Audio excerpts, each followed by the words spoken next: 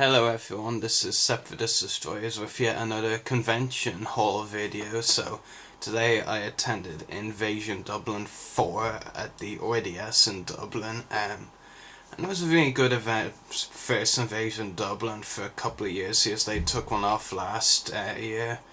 The last one, which happened, was the convention I got to meet my voiceover idol James Taylor, so that was great.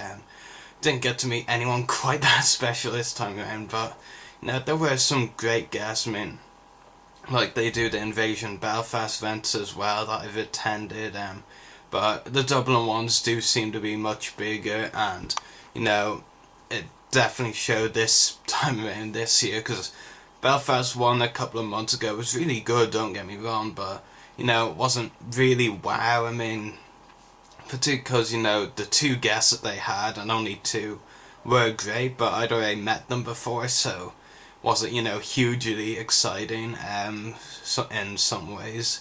But this time around there were 8 guests, I want to say, 8 or 9, and about half of them I'd never met before. Well, 3 of them definitely, and one of them as well I'd met him behind Guy's autograph before, so technically half, yeah. So that was really exciting. I mean, getting to meet any new guests really is an achievement, even though there's still a ton I haven't met. But it was a great event. I was primarily focused on the autographs this time around. Actually did manage to get more figures than I thought I would. I thought I'd only have enough money left over for like 1 figure, but I actually got 3, and some really, and 2 of them really rare ones that I got at a cheap price, so very happy about that. So I'll show you the autographs first. So the first guest I met was the guest I had met before but not gotten his autograph from, which was Anthony Forrest, who of course played the iconic Sand Trooper, who says these aren't the droids we're looking for, so pretty iconic. You'll actually notice a good theme with these guests is they have iconic lines or parts, even though they may not, be big names themselves, but, they're iconic in a way, and that's what Anthony, of course, is iconic for that Sand Trooper. And one thing that was really cool, because, I've had Anthony, I've interviewed him on both of my podcasts, on my Star Wars 1 TVO tier, on my Everything Geek podcast one most recently to promote Invasion, and he actually wrote a very unique dedication to me, which was, "To Rory, these are the podcasts I've been looking for, Anthony First Sand Trooper," which is really cool. I can't help but smile when he suggested that, because that was just such a brilliant idea. And it's actually pretty cool about the images it's from. It actually has the Celebration 4 logo from America, so that's pretty cool. They had an image like this left over, because, well, they get the image because it is of a great scene. I mean, of course, solo images of just the characters that the actors played are great, but sometimes it's cool to get, the actual scene. Next up, a guest I met was Barry Holland, who played the Imperial officer Lieutenant Renz in Return of the Jedi. If you're not familiar with the name, you'll definitely recognise the quote, "You rebel scum."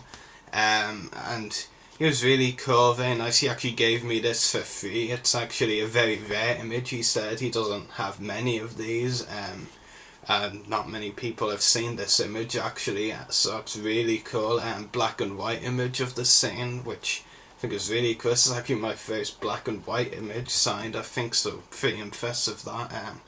It says, "For my good friend Rory, you rebel scum, Barry Holland, Lieutenant Renz." See, I really like it. It's definitely something new and interesting for my collection, which I'm really happy with. Very nice autograph, very happy with that. Third guest I met, which was the one guest I met from the prequels at the event, it was another really nice one that I've been looking forward to meeting, was Andrew Lorden, who, for those of you who don't know, he was the Qui-Gon Jinn stand-in stunt double in The Phantom Menace, and he also played one of the Naboo Royal Guards in the same movie, and he signed this image for me. I thought one of him one of Qui-Gon Finn Maul would be a good one to get signed, because of course stand-in stunt double, of course he would have, stood in to do some of the fighting scenes, and of course we don't see him on screen, it's really cool. I really like the image, and says to Rory, use the Force wisely, Andrew Lord and Qui-Gon Jinn stand-in stunt double and smiley face. Yeah, it's a really nice image though. I think it's great, the Qui-Gon fighting Maul. I think that's a great shot. And as well as that, as an extra for free, he signed this headshot with the actual episode 1 jacket he had for the filming he was given while filming the movie. What's actually interesting, I believe he mentioned, is that, I'm not sure if he mentioned it to me or in actor talk, but I'm pretty sure he mentioned that like at the time when he filmed that and he did that and all, it wasn't actually titled The Phantom Menace, it was purely known as Star Wars Episode 1. And as you can see, that's what it says on the jacket, Star Wars Episode 1. No mention of The Phantom Menace, it was just Star Wars Episode 1. So if I'm really thinking he mentioned that somewhere there, and that's pretty interesting, that's for sure. Last guest I met had, the one I haven't actually had any interaction with before, like I've talked to the other guests either through podcasts or through Facebook, but one who was very interesting to meet was Alan Harris, who played Bosk in Empire Strikes Back. But what's actually really cool as well, and not many people realise this, is just how much Alan Harris has done in Star Wars. I mean, how many roles he's had. You won't think of it, I mean, he's not a big name, but he's had so many roles. I mean, like, of course he's best known for Bosk in Empire Strikes Back, but he's done a lot of other work as well. He was in all 3 of the originals, I think. He also was the stand-in for Chancellor Valorum in The Phantom Menace. He's played multiple stormtroopers and snowtroopers.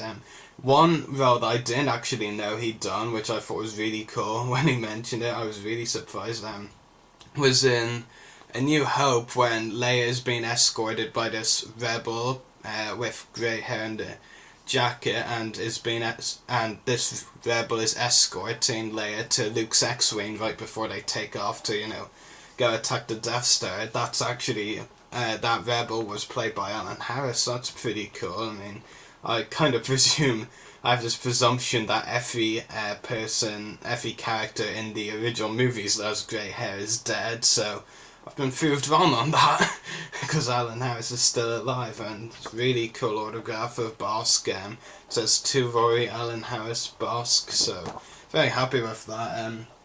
Well, Bosk, of course, is a fan favourite character, so, it was great to meet the actor who played him, so yeah. And as I mentioned, I did get some good figures that I was very happy to get.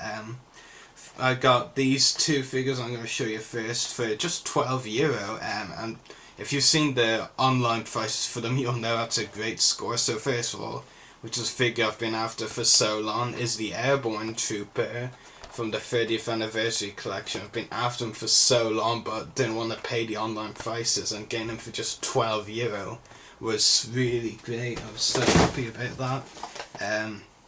Another one that's not exactly cheap online by any means, and I'm very happy to have in my collection now, is a Separatist leader, Wat Tambor. So I'm very happy to have this figure now in my collection. Looks really great. Really like the way they have, kind of yellow hologram-ish model of the Techno Union ship, a mini model, which is really cool. I think that's a great addition. So yeah, that was Wat Tambor. And lastly, also on the villain side, is Namor, and it's the one that I believe is voiced by Ben Burt, who did the sounds on the 6 Star Wars movies, which is the Namor Lushross Dauphin. So very cool. Another figure I've actually been after for a while. I'm not sure if it's as expensive as the other 2 online, but I definitely know it's not that easy to come by. It's a pretty, difficult figure to get, so I'm very happy to finally have it in my collection.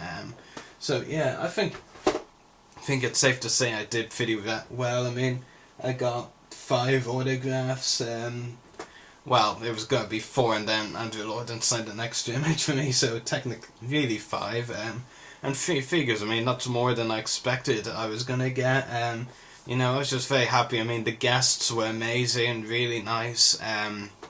You know, just getting to meet them was really great. It was good they had a few new ones, you know. So I remember when they released the original list, it was all, you know, repeats, but you know, they gradually added some new ones in as time went on. That was really great, and it was also cool as well, but if I had enough money left over, I might have done that as well, was Andrew Lloyd was actually signing lightsabers, replicas from the movies, and personalising them, so that would have been good to get one of those, but it just didn't have enough. And it was actually the only reason I was actually able to get the figures that I did, if I would have only been able to get one, was because, you know, Barry Holland gave me an autograph for free, so that was great. Yeah, I'm very happy with my haul. I mean, 5 autographs, 3 figures, that's pretty good going for, you know, just a local convention really, so very happy with that. So I hope you've all enjoyed this convention haul, so may the force be with you, and happy hunting.